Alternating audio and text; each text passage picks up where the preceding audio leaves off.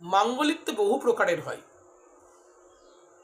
লগ্ন সাপেক্ষে যাদের মঙ্গল চতুর্থ ঘরে তারাও কিন্তু মাঙ্গলিক। তবে এই চতুর্থ ঘরের মাঙ্গলিক কিন্তু ততটা অশুভ ফল দেয় না।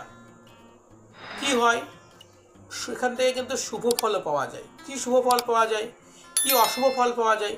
শুভ ফল অশুভ ফলকে আমরা কীভাবে বিচার তো করবই, তার সঙ্গে আমরা জানবো যে অশুভকে আমরা কিভাবে দূর করব।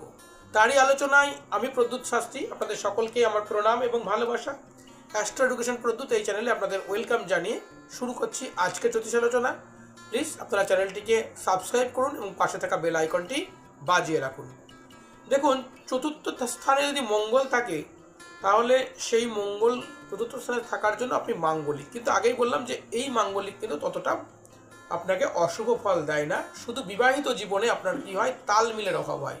অর্থাৎ একজন স্বামী স্ত্রীর মধ্যে যে তালমিল বা মেলবন্ধন বা যে বন্ডিং, সেই বন্ডিংয়ে কিন্তু সমস্যা তৈরি হয়।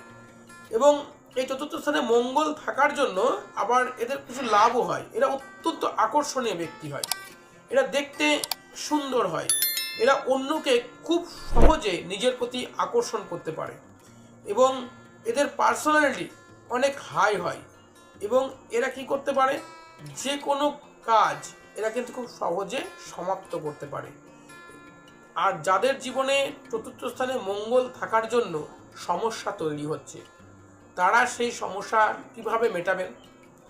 আপনারা অবশ্যই হনুমানজি বা হনুমান ভগবানের উপাসনা করবেন এবং আপনারা আপনাদের ঘরে যাতে পর্যাপ্ত সূর্যের আলো প্রবেশ করে তার জন্য পূর্ব দিকটা পরিষ্কার পরিচ্ছন্ন রাখবেন। এবং ঘরে কখনোই আপনারা নোংরা আবর্জনা বা যে জিনিসগুলো আপনার প্রয়োজন নেই সেই জিনিসগুলোকে আপনারা ঘরে রাখবেন না, ঘর থেকে সেগুলোকে আপনারা বিতাড়িত করুন।